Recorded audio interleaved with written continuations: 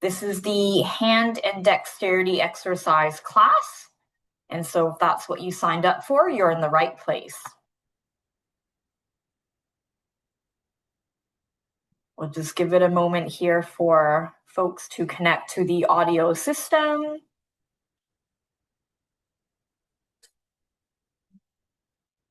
This is session number 6.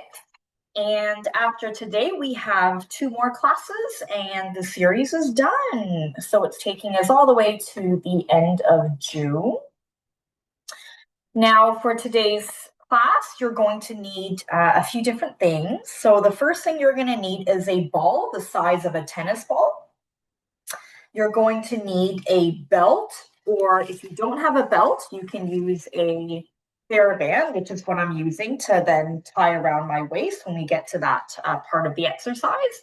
But in addition to a belt, you're also going to need 4 hoops or loops, something that you can put around the belt of some kind. You can use hair ties, elastics. I've got a baby toothbrush here. You can use duct tape. It could be anything that is a circular loop that fits around the belt. And then you're going to need a zipper, whether it's a zipper on its own or something as part of clothes. You need a zipper of some kind. And then you're going to need 4 macaroni pieces or 4 pasta, kidney beans, whatever you've got, but something around the size. So you need 4 of those. Let me say that again.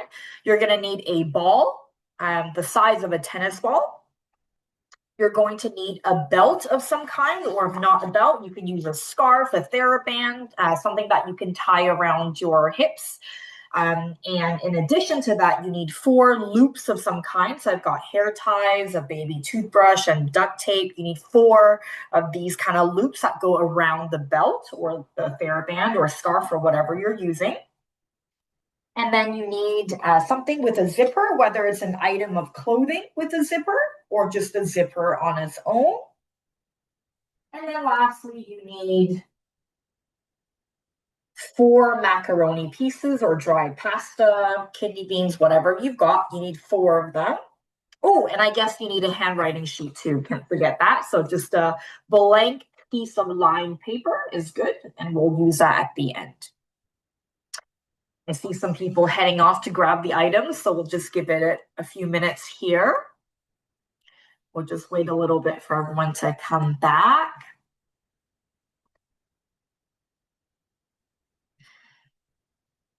If you are new to the hand and dexterity class today, welcome. The class is recorded, and the classes go on to our YouTube channel, which is Parkinson Society BC, all in one word, usually within about a week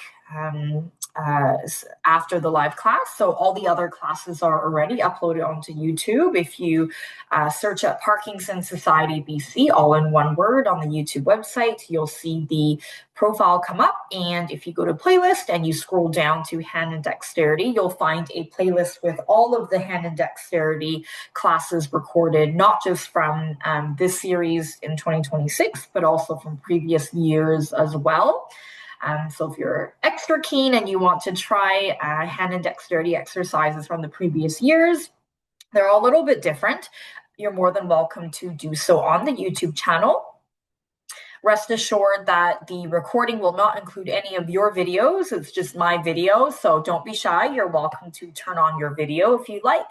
But of course, you don't have to. If you don't want to, that's okay as well. All right, I think I see most people have come back. Maybe a few people are still on the move, but we can get started. So I'm going to turn sideways for a second. Just like our previous classes, I want to talk a little bit about our sitting posture before we get going.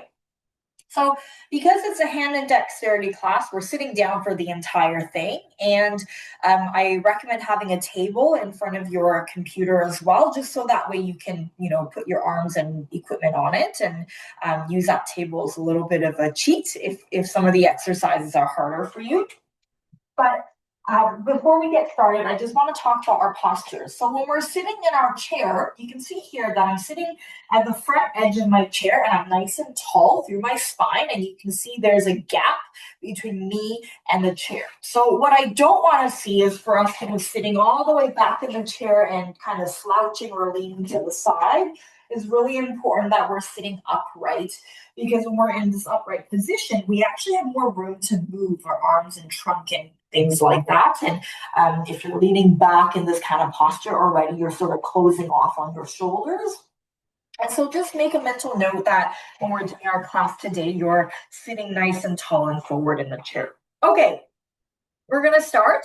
Feet flat on the floor. We're sitting up nice and tall. We're going to do our warm up, same as always. We're going to start with the head. So we're going to start by dipping our chin down towards our chest and then up towards the ceiling. It's like you're giving someone a nod. And as you're doing this, you're going to try not to move your shoulders. So don't let your shoulders creep up to your ears. You want to keep the neck nice and long. Keep your torso where it is. It's just the head moving up and down. Nicely done. A few more times. And then let's bring our head back to the middle. This time you're going to turn your nose towards your shoulder and then towards the other shoulder. And just like before, we're going to try to keep our shoulders relaxed and down. So we don't want the shoulders creeping up to our ears. We want nice long necks. It's just the shoulder moving. Try not to turn your body as you're rotating your head. I know sometimes it might feel a bit tight across your neck and you might be tempted to move your shoulders, but try to keep them still. Keep your breastbone facing forward. Let's do a few more.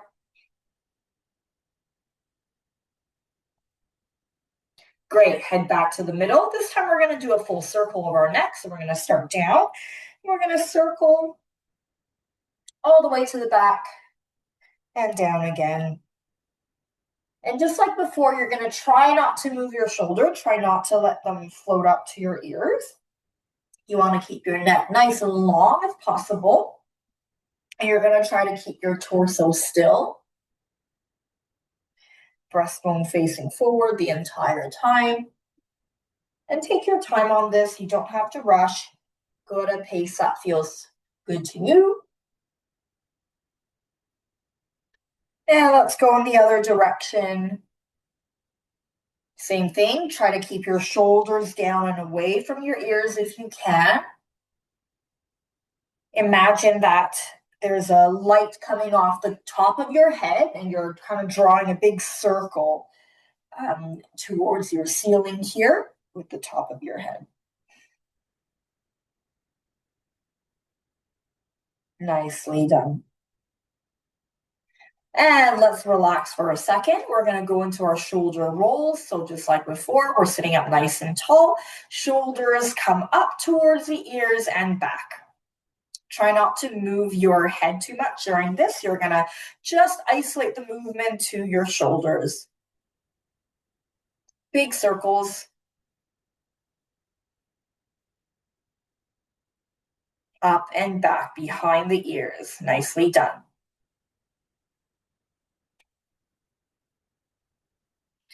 And let's take it a step further. We're going to now circle, joining our elbows. So imagine the tips, the points of your elbows drawing big circles on some blank canvases to either side of you. You're using the tip of the elbows as sort of the pointer of where you're drawing the circles. Great.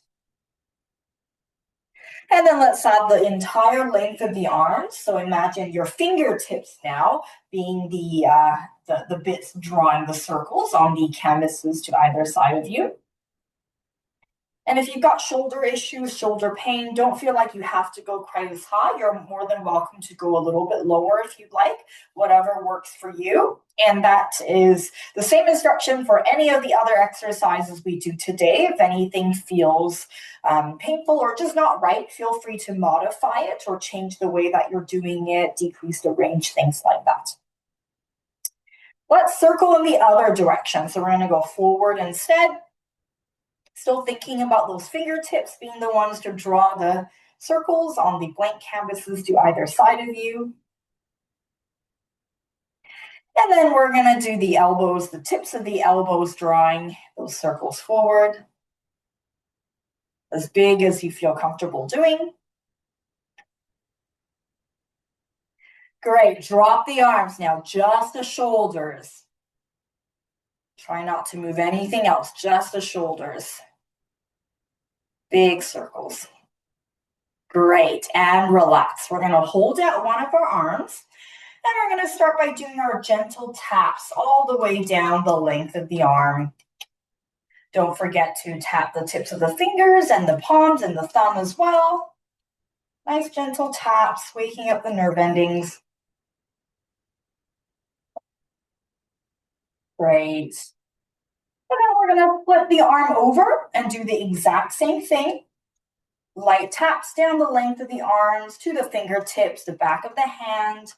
Don't forget about the thumb. Light taps.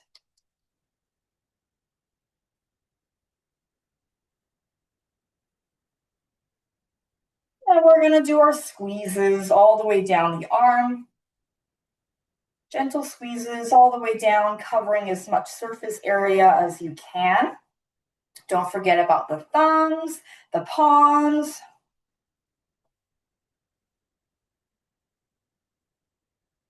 All the way back up to the shoulder. Great. You're going to relax that arm and do the same on the other side. We're going to start with our light taps all the way down the arm.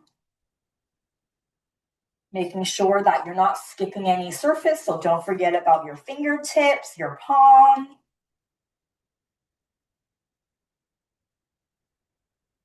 And all the way back up the shoulder. Great. And then we're going to do the same thing with the back of the arms. You're going to flip the arm over and do the exact same thing. Gentle taps all the way down the length of the arm.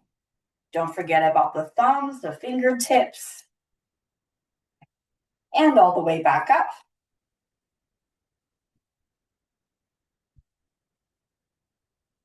And then we're going to switch over to our squeezes, our gentle squeezes. We don't want to hurt ourselves. So gentle squeezes all the way down the length of the arm, trying to cover as much surface area as you can, making sure that you're remembering each of the fingers, fingertips, palms.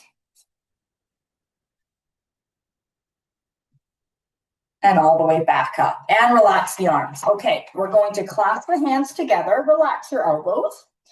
And you're going to draw big figures of 8 with your fists. Try not to let the entire arm move. Your elbows and forearms are relaxed. You're trying to isolate the movement to your wrist if you can.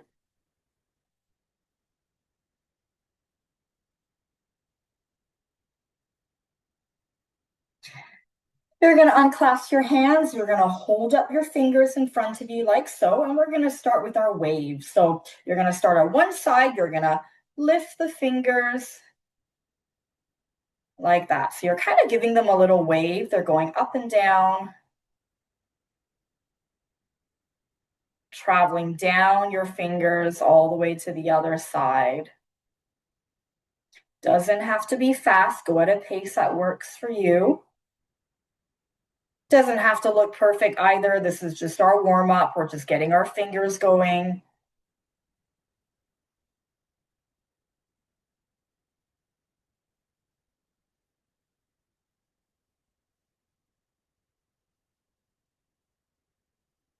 Nicely done. We're going to squeeze our hands into fists. And you're going to open them as wide as you can, like you're really stretching the skin. You're splaying the fingers as wide as you can. Big squeeze again. Squeeze, squeeze, squeeze, squeeze, squeeze, like you're holding something in your palm and you don't want anyone to take it from you. And you're going to spread it out nice and wide again. Really blanch the skin like you're stretching all the lines of the skin wide, wide, wide, wide, wide. Big squeeze again. Last one, open up nice and wide. Great, and relax for a second. You might notice sometimes in our hand and dexterity class, your hand might start shaking or your tremor might be a little bit more prominent after doing certain exercises. And that's okay. Try your best to just ignore it. Oftentimes you find when you're doing a exercise program, it tends to temporarily increase your tremor. Very normal. So we're going to start with our tennis ball today, or any ball that's around the size of a tennis ball. And you're going to hold it in your hand. Let me turn sideways a little bit. So from the front, it looks like this. I'm using the finger pads on each of my fingers to hold onto the ball. Can you see there's a little bit of a gap between my palm and the actual ball? So I don't want it like this, but I want you to sort of hold the ball with your fingertips. So there's space between your palm and the ball like that, okay? Great. So what we're going to do here, I'll turn sideways, you're going to roll the ball along the length of your fingers, and it's like this. So you roll it along the length of your thumb, and then you roll it along the length of your other finger. So it's kind of like that,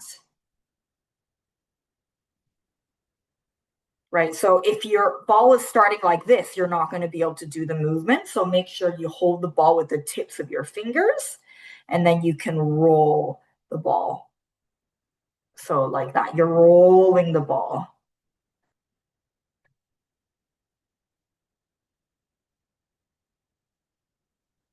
Nicely done. So remember, you're holding with the fingertips and then you're rolling. You're rolling along the length of your thumb and then rolling along the length of your fingers like that. You're rolling the ball. Good. Keep going. And remember, anything we do in the class, if anything feels too fast, please slow it down. The ultimate aim of these exercises is I want you to move as big as you can. So if you're finding that your hand is frozen and you're kind of like this and you can't move anymore, it's usually an indication that you need to go for amplitude instead of speed. So we don't want to concentrate on the speed of the movement, even though inherently the speed comes with the large amplitude anyway, but you're really thinking about this large amplitude. Because one of the unique things about hand dexterity and Parkinson's compared to other types of neurological conditions is that with Parkinson's, you get bradykinesia, which is slowness of movement, but it's actually not just slow movements, it's also reduced amplitude movement. So the more you repeat a certain movement in your hand, the more likely you are to notice the amplitude decreasing. It's like if you were to tap your fingers, it might start off really good, and then after a few taps, the fingers get smaller and smaller until they're no longer moving. Or if you're brushing your teeth, right? Maybe it starts off really good, but then the more you repeat the movement, the smaller the movement becomes and the less effective. Same with handwriting, it starts off really good, and then the quicker you go, the smaller, more squiggly the line becomes. And so you're really trying to override that by focusing on the amplitude of the movement. So in the example, brushing your teeth, rather than going as fast as you can, if you give yourself a section of your teeth to focus on, like the start and end point, and you try to make the amplitude large the entire way across, you'll find that it stops the arm from kind of becoming small and frozen in that position. Great. Okay, now we're going to hold the ball at the tips of your fingers again. I've got the face of the ball facing you now so you can see it better.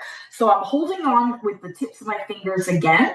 And this time I'm going to rotate the ball. So it looks like this.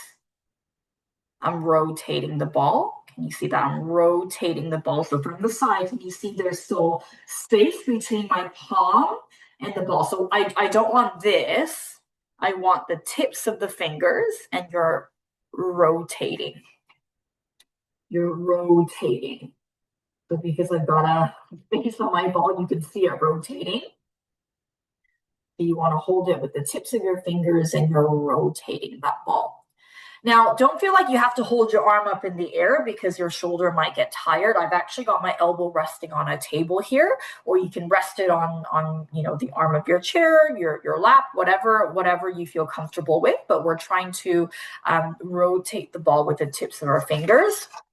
Now, this is really hard. You can use your table and hold on to the ball with the tips of your fingers again, and you can kind of rotate on the table, which makes it much easier because you have a surface here that actually holds on to the ball. So if you're finding it really, really difficult doing it this way, you're more than welcome to try on the table. And you can also alternate between the two. So maybe you're doing a few circles on the table and then you decide to try one or two off the table. That's fine too. Whatever works for you. It's entirely up to you. And you might notice one side, so your right hand versus your left hand, you might need to do different versions, and that's okay too. We're meeting our bodies where we're at today, and it doesn't matter what anyone else is doing in the room. You do whatever works for you. Okay, let's try to switch directions. So same hand, we haven't switched hands yet. We're now just rotating the ball in the opposite direction. So I've just done clockwise, and now I'm going counterclockwise. And just like before, just make sure that you have some space between your palm and the ball. So I'm not doing this, right? I'm holding on to the ball with my fingertips and then I'm rotating so there's space between the ball and my actual hand.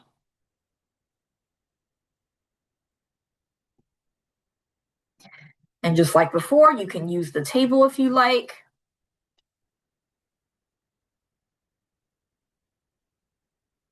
Well done, everyone.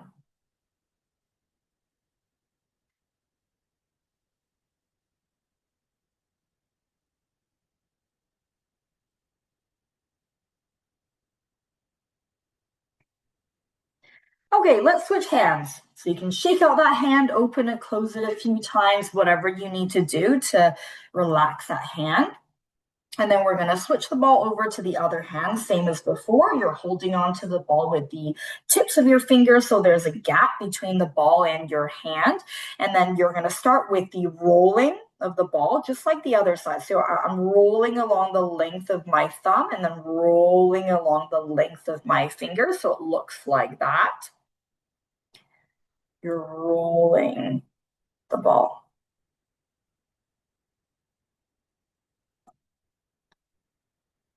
And please don't feel like you have to do this with speed. You're welcome to do it nice and slow, whatever works for you.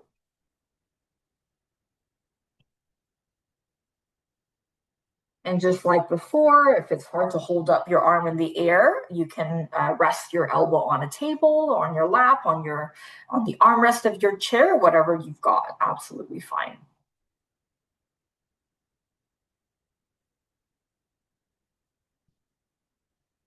Good job, everyone. Nicely done.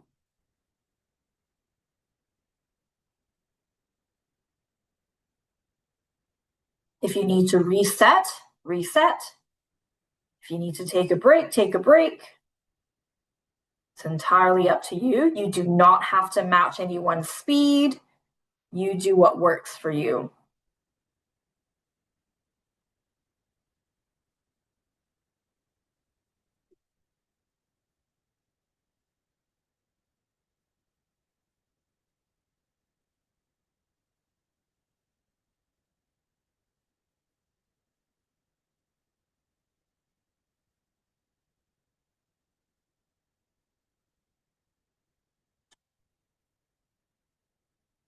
Okay. Relax that hand for a second. We're going to use that same hand. We're going to reset. The ball is at the tips of our fingers. This time you're rotating the ball. Doesn't matter what direction. We're going to do both anyway. So you choose what direction you want to do first. We're going to rotate that ball. And just like before, if you're finding this really tough, put the ball on the table and rotate on the table. That's absolutely fine.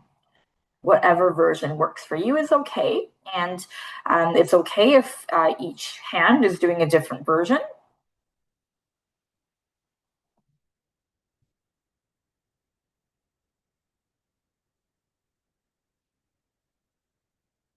Nicely done, everyone.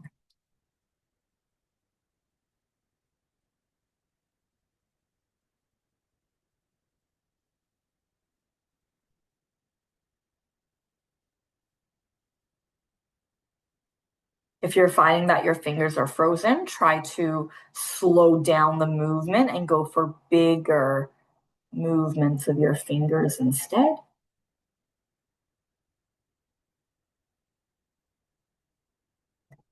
Let's try going in the opposite direction. So whatever direction you were doing a moment ago, we're going to switch and rotate the ball the other way.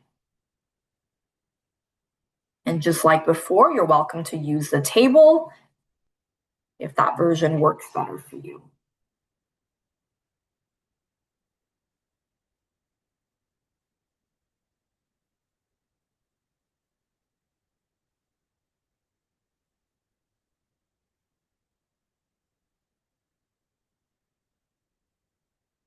Do we hate this one yet? Frustrating. If you feel frustrated, I promise you're not the only one. I see lots of nods. Okay, let's give that a break for a moment. So stretch out that hand. You can shake it out, whatever you need. The next thing we're going to do, we're still going to hold on to the ball. We're using both hands now. If you were here a few weeks ago, you might remember we started this opening and closing of the palm. You might remember that. So I want you to think about your palm like a trampoline. So it's like you're bouncing the flat part of your palm up and down, kind of like a trampoline if someone was jumping on it. And that's what I want you to think about. So you're going to take the ball, and I'm not using my arm to throw it up, right? My arms aren't moving. It's coming from my wrist and hand. I'm opening and closing. And you're going to go from hand to hand like that. So think about your hand like a trampoline. So I'm not doing this with my arm, right? I'm not throwing it with my arm. The idea is you want your arms to be relatively relaxed and you want the movement to come from your hand. Of course, your arm moves a little bit, but can you see my arms are relaxed by my side and I'm not doing this and I'm not throwing my arm up. I want the movement to be small and it's coming from my hand. It's like I'm doing this bounce. So think of it like a trampoline. You're doing this bounce, but I'm not, chucking the ball up with my arms. Whoops. You want it to be from your hand, like you're springing it open.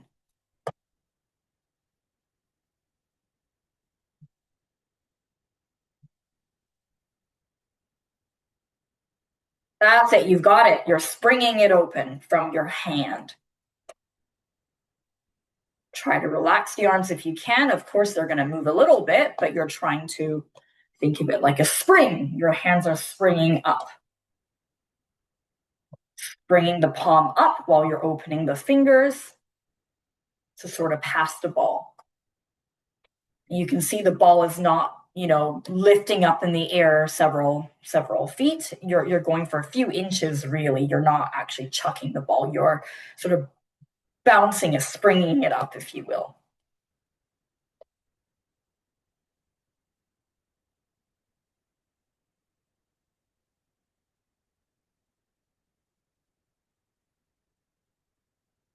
Nicely done.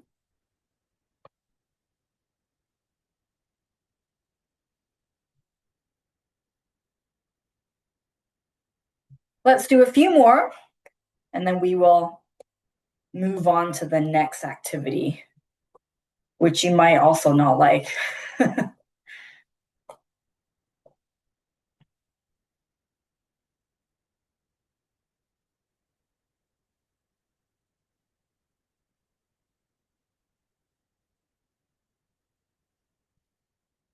Okay, let's put the ball aside. And you can open and close your hands a few times, shake it out, whatever you need to sort of relax it a little bit. And then now we're going to grab our macaroni pieces. You just need one for now. Macaroni, dried pasta, whatever you got. So we have 4 that we need today, but we're just going to pick one up for the moment.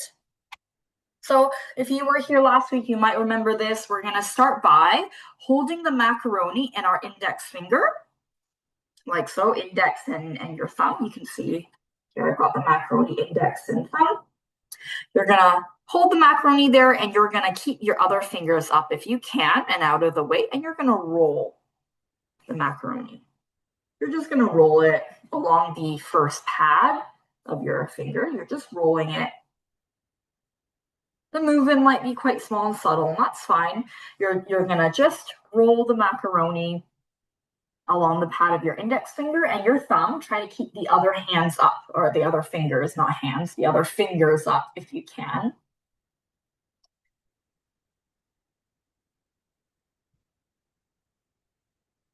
That's it, you got it.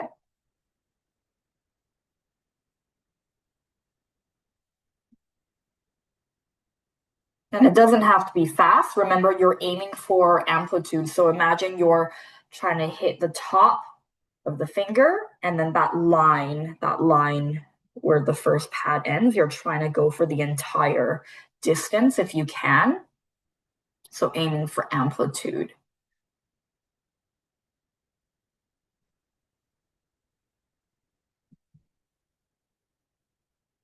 Try to keep the other fingers up if you can. Okay, let's try it with the middle finger now. So you're going to adjust. You're going to hold on to the macaroni with your middle finger and your thumb. The other fingers are up in the air if you can. And you're doing the exact same thing. You're rolling along the pad of the middle finger, keeping the other fingers up and out of the way if you can. Just rolling.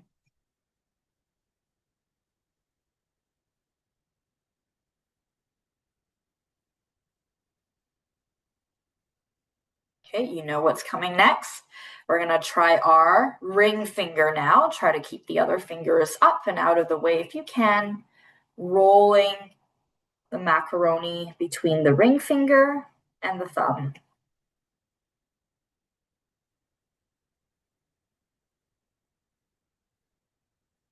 Take your time. Don't feel like you have to do this fast.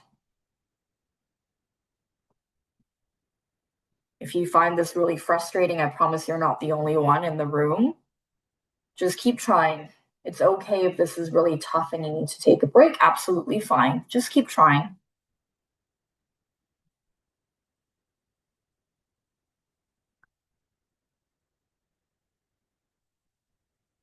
And then we're going to do our little finger now. Little finger and thumb, rolling the macaroni. If this is really tough, what you could do is find a object that's bigger. So for example, right now I'm using macaroni and it's quite small, but if this is really tough, I might be using another type of dry pasta like penne or rigatoni, something that's much bigger and thicker. That would make things easier.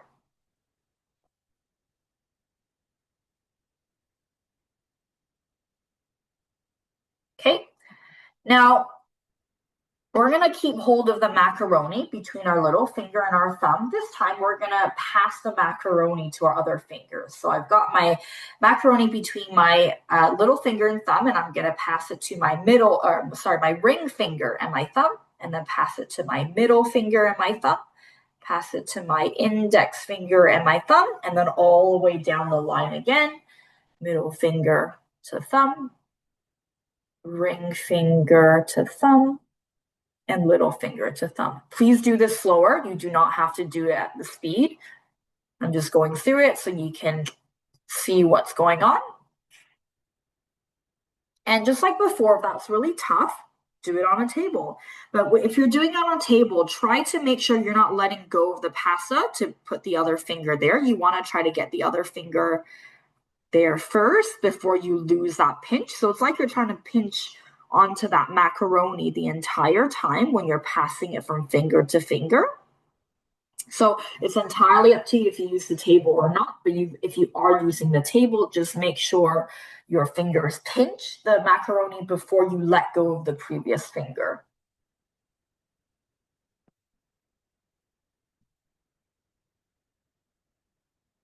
Nicely done. And just like before, this is really tough. Using a bigger pasta or object is going to be much easier.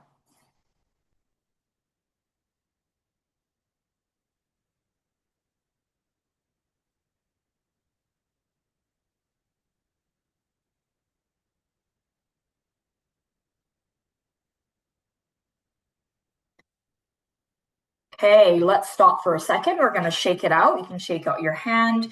If you're getting a little bit sore along the fat pad of the thumb, you can go ahead and kind of squeeze that along your. You can squeeze it, rub it, just to kind of loosen out the hand a little bit. And then we're going to do the same thing on the other side.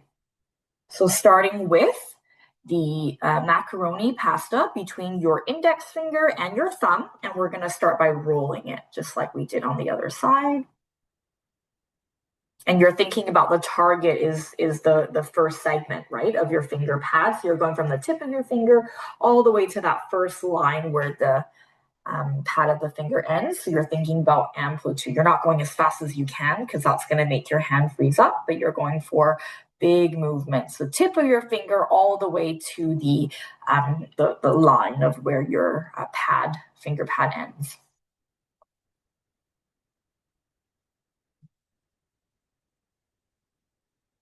Nicely done, everybody.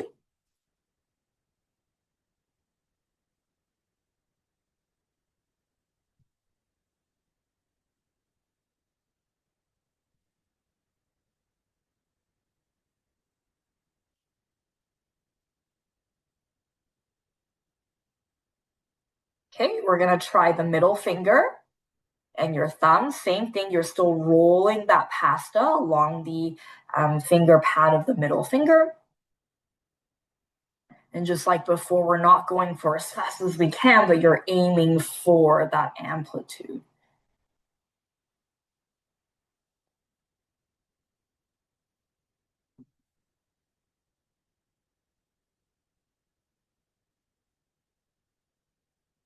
Try to keep the other fingers out of the way if you can.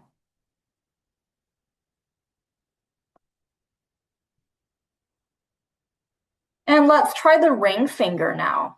So same thing, you're rolling the pasta between your ring finger and your thumb.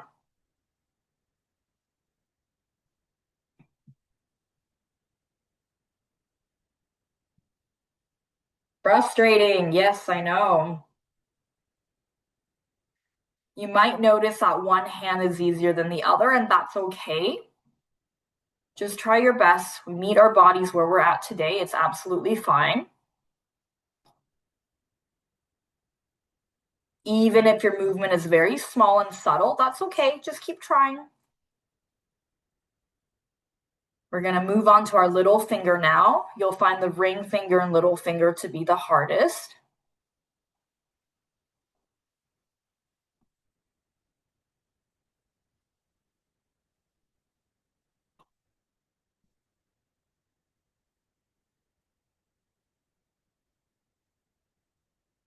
Okay, we're going to stop for a second. We're going to keep the macaroni between our little finger and our thumb, and we're going to pass that to our ring finger and our thumb, and then our middle finger and the thumb, and then the index finger and the thumb.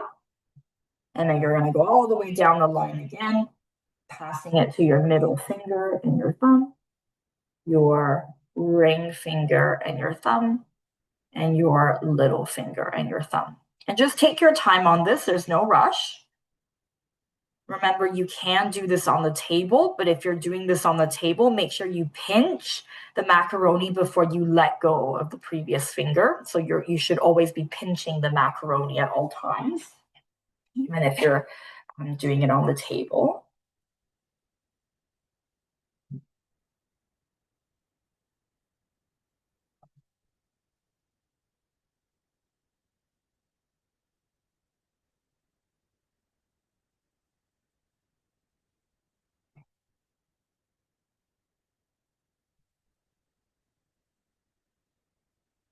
Well done, everyone. I know this is tough. You're doing good.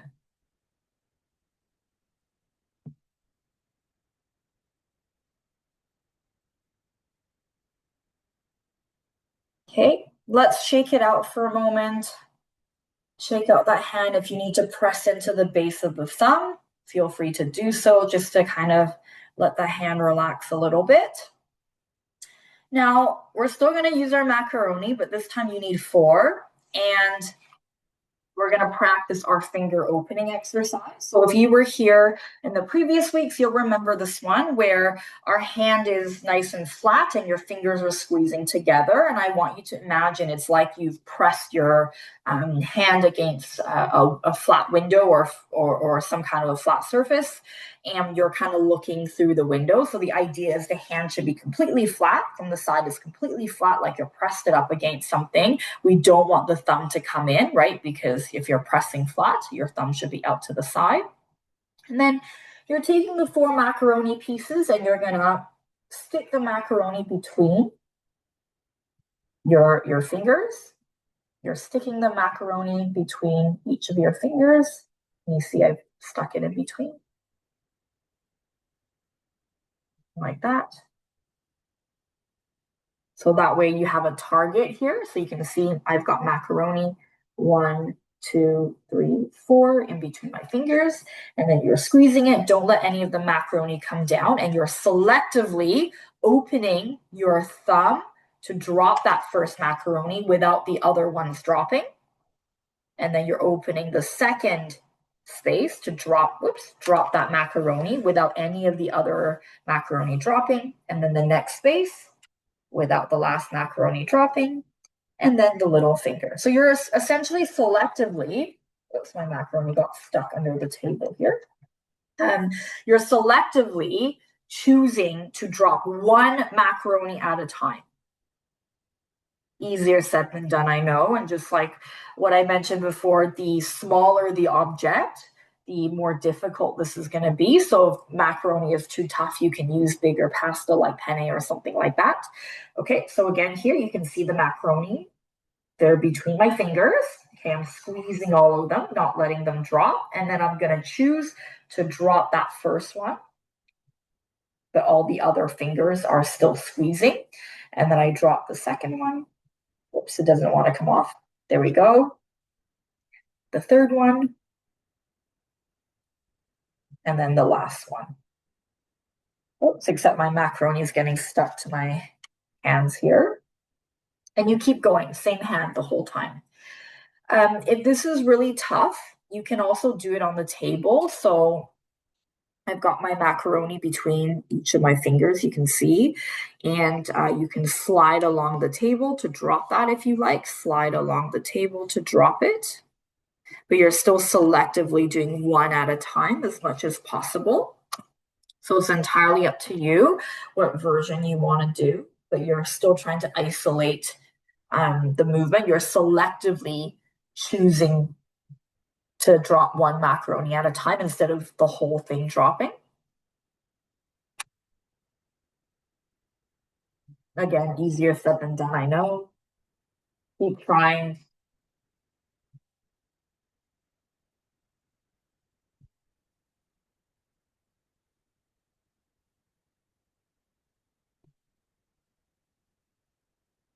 Wherever you are, just do 1 last round on the side and we're going to switch hands.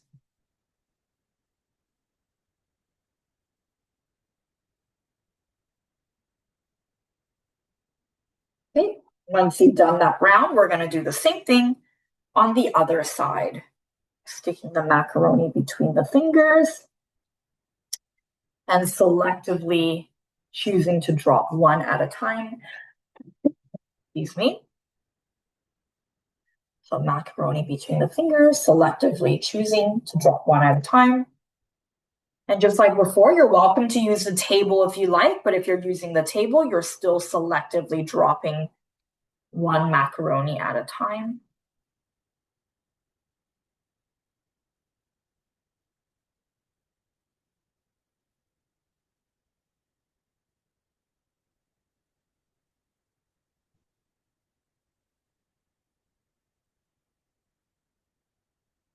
You'll likely find one hand to be harder than the other, and that's okay. So it might be that on one side you're doing it up in the air and the other side you're using the table. That's okay. You're meeting yourself where you're at today, and that's fine. You can work towards doing it without the table. It's not a problem. You do you.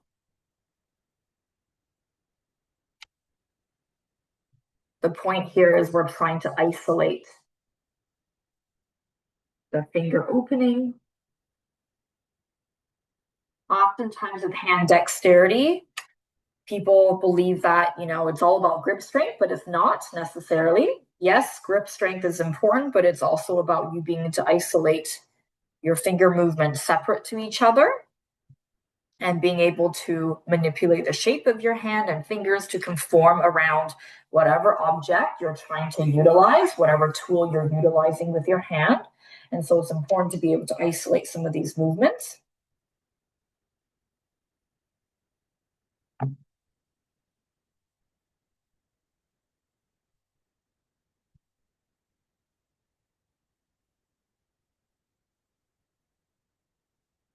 Nicely done, everyone. Keep trying. You're doing good. I know it can feel frustrating.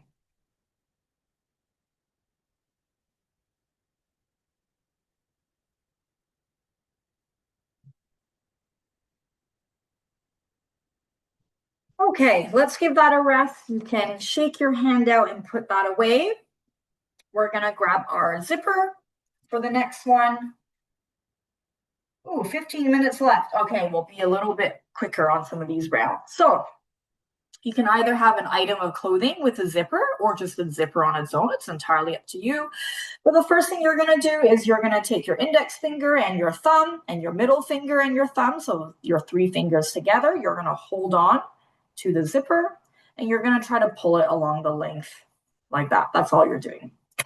And then same on the other hand to pull it the other way. So your three fingers to pull the zipper the other way.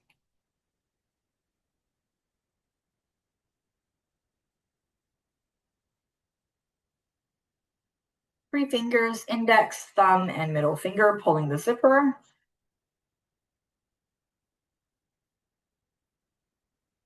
If you're having trouble pulling it all the way across, try to squeeze a little bit harder. You're pinching harder so that the zipper won't escape your fingers as you're pulling.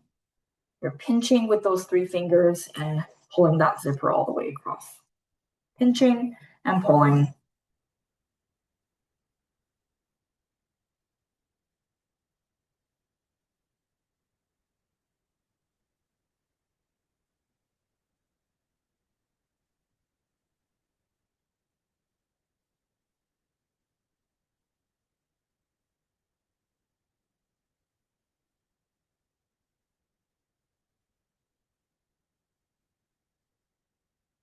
Okay, we're now going to have both ends of the zipper. So a moment ago, we just had one side of the zipper. It wasn't done up.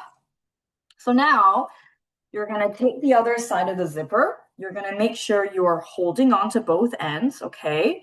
And you're going to put the zipper in.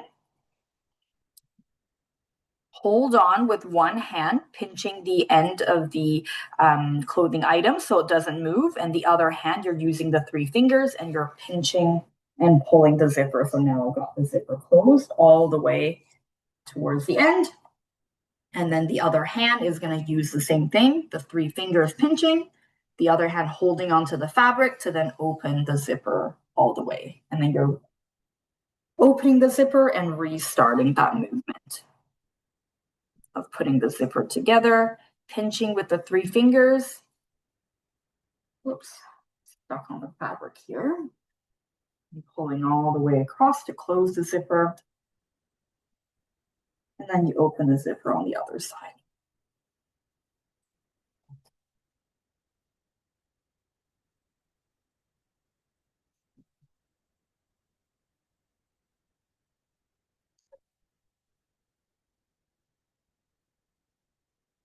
Make sure one hand is the anchor to hold onto the fabric as you're pulling the zipper open and close.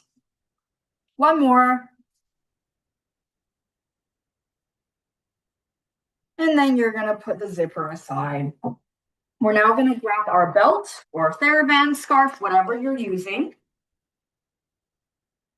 And you're going to loop it around yourself, your waist, your hips, whatever feels comfortable. Then you take your four looped items. So I've got item number one here. I'm going to loop it onto the end. Item number two, loop it on. Item number three, loop it on. item number 4, loop it on. Okay? Once you've got the 4 items on, you're gonna tie off the belt or band, whatever you've got, just so it doesn't move. It should be around you, right? So it's around you, kind of like a belt. Okay? And all your items is just on one side. I'll just give you a second here to get that. Just want to make sure everyone's got that. Because the belt's probably easier, you don't have to tie it up. Once you've got your four looped items on your belt, band, whatever you got, you're going to take your hand and you're going to grab hold of the first loop and you're going to loop it all the way around you. So I'm looping it all the way around me, passing it to the other hand, and then pulling it all the way around to the other side. So I'm basically swinging it around. So I'm pulling whatever loop you've got and you're circling it all the way around you. So this is a really great exercise for anyone who has trouble putting on your pants, your belt, things that require your arms to go all the way around your body, like pulling up your pants. Not only do we pull it up, but we also need to kind of adjust around us.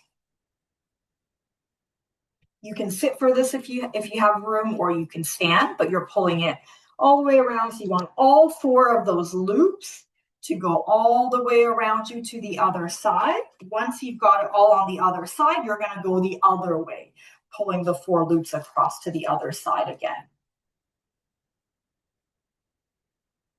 One at a time. Nicely done, everybody.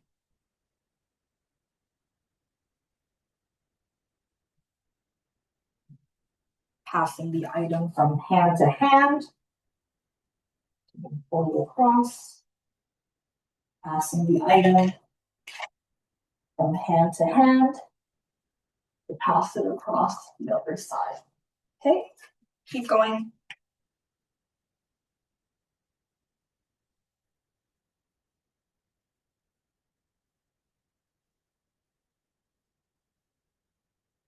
Once you're on the other side, same thing, looping it back around.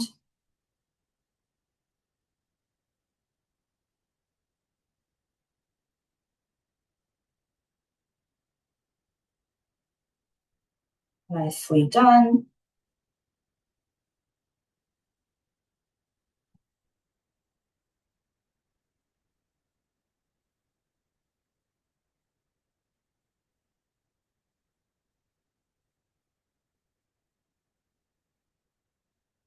And take your time on this. Don't feel like you have to rush.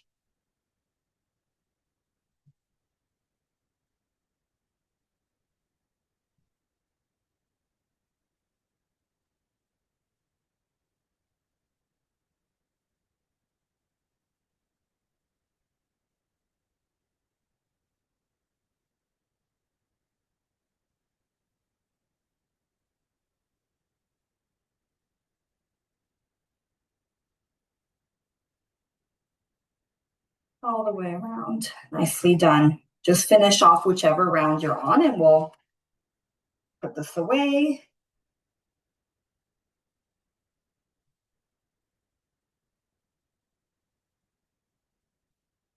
Hey, when you're done your round, you're welcome to undo your belt or scarf or band or whatever you've got. And you're going to take the 4 items off and you can put that aside.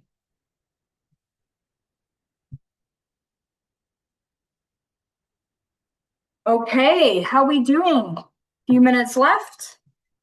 We're now going to move on to our handwriting. So we're going to take our blank piece of paper, blank line piece of paper. So if you're new today, we've been using lined pieces of paper because remember earlier I was talking about the bradykinesia affecting your hand dexterity, right? Where not only are the movements smaller, but they're also slower. And so when you start moving repetitively in a really quick succession, you'll find the movements get smaller and smaller and smaller, like brushing our teeth. Handwriting, it starts off good, and then the more you write, the smaller and squigglier it becomes. And so part of our handwriting practice, we've been using lined piece of paper. So then we have margins to follow. So for example, this line here, you can see there's the top margin and the bottom margin. So as you're writing, you're trying to touch the top and bottom margin with each of your letters. So today, just bring this down so you can see, we are going to start with our lines. So we're going to do straight lines going up and down, up and down, all the way across. You're touching the top and bottom margin of the line, and you're going to try not to let the tip of your pen or pencil lift off the page until you get to the end of that line. So you have to kind of slide your hand across the sheet, trying not to let the tip of the pen or pencil come off the page if possible. Oops, my pencil here is breaking. So you're going to try not to let the tip of the pen or pencil leave the paper if possible. And your straight lines don't really have to be symmetrical. We're just going through the motions of going up and down, touching the top and bottom margin of the paper, of the lines. Once you get good at this, you're welcome to speed it up if you like, but you're still sliding your hand across that sheet. So you're trying not to lift the tip of the pen or pencil off the sheet. Again, the lines do not have to be symmetrical. It doesn't have to look pretty. We're just going through the practice of touching the top and bottom margin of the lines. You're aiming for amplitude here. And add in speed if you like, but if you're speeding it up and all of a sudden your lines become very small and squiggly, I need you to slow it down again and aim for the top and bottom margin of the lines. Once you've done maybe a fourth of the page, we're going to move on. So if you've done a fourth of the page with the lines, we're going to now go into some loops, but I'll just give you a moment here. I'm just going to have a look at everyone's cameras. I think most people are still working. Okay. Once you've done about a quarter of the page, you're going to go into loops instead, and it looks like this. So same thing, my tip of the pen or pencil does not leave the page. I'm doing loops across the page, trying not to lift the tip of the pen or pencil off the page. So I'm sliding my hand all the way across. And I'm doing loops, touching the top and bottom margin of that line. And just like before, slow it down first so you're getting the loops, and then once you have the movement down, you're welcome to speed it up. But if you're speeding it up, you're still touching the top and bottom margin of the lines the entire time. And just like before, it doesn't have to look particularly symmetrical or nice. We're just going through the practice of these loops.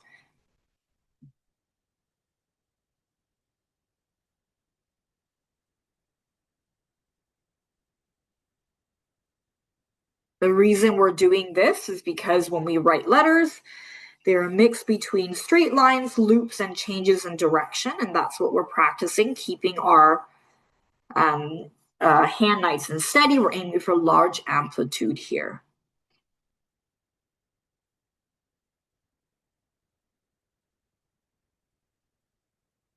Okay, once we get to the middle of the page, we're going to go into our letter writing instead. Oops. So with our letter writing today, we're going through the alphabet, and we're going to do capital letters and small letters. So I'm going to do, for example, a capital A, and then a small a capital B, and a small b. But the entire time, just like before, you're going to try to touch the top and bottom margin of that line.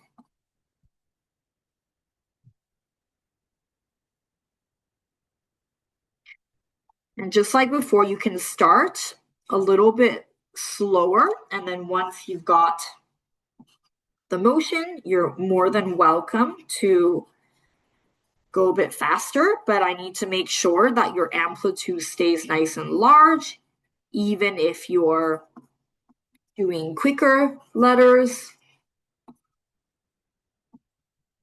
Because if we focus on amplitude instead of speed here, yes, speed inherently comes, but it'll also make the writing more legible.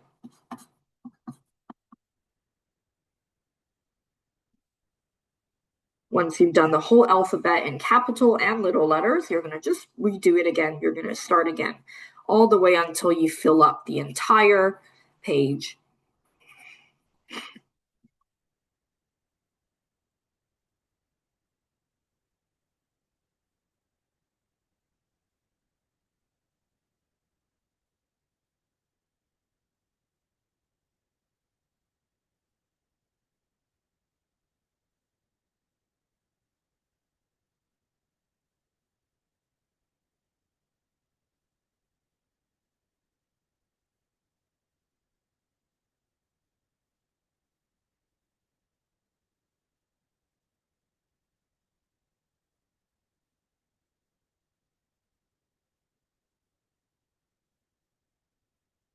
Nicely done, everyone.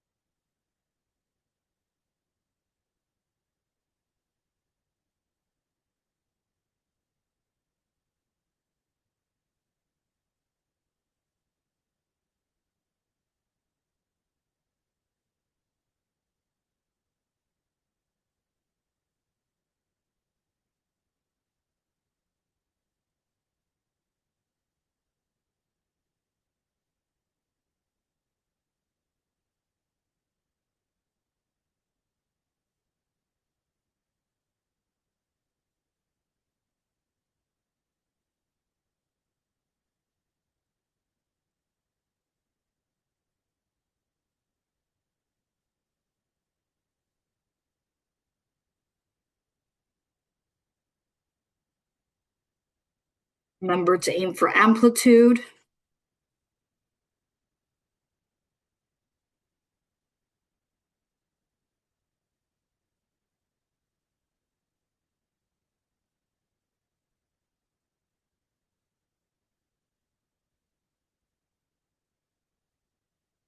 If you need to take a break and shake out your hand, no problem.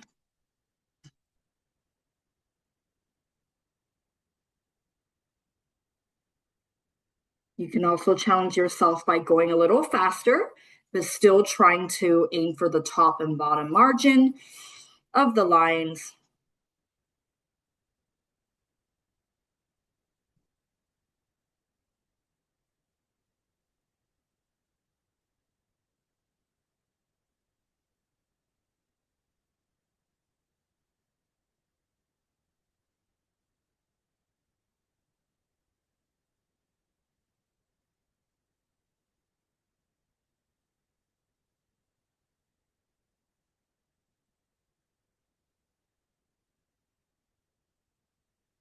Okay, and when you've done that, give yourself a rest, shake out your hand. Oh, we're 3 minutes over. Okay.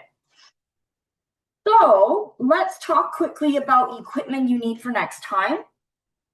So you need the same equipment as you had today, just a small change. So you need your ball again. So anything the size of a tennis ball. Okay.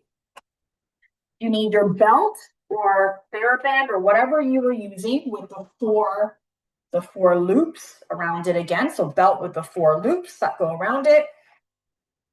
You do not need your zipper next time, but you are going to need your macaroni pieces. This time you need 10 macaroni pieces, whoops, and a cup. So 10 macaroni pieces and a cup of some kind that you can use. Okay. And need a sheet of paper that does not have lines. So blank sheet of paper, like a printer paper, like computer paper. No lines this time, blank sheet of paper. So let me go over that again.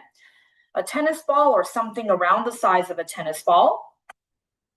Your belt or your TheraBand scarf, whatever you were using today, plus the 4 items you looped around it. You'll need that again. You need a cup with 10 pieces of macaroni. Okay. And you need a blank piece of paper, like a computer paper with no lines this time. So today we use lined pieces of paper. Next time you need no lines, just a blank piece of paper will do.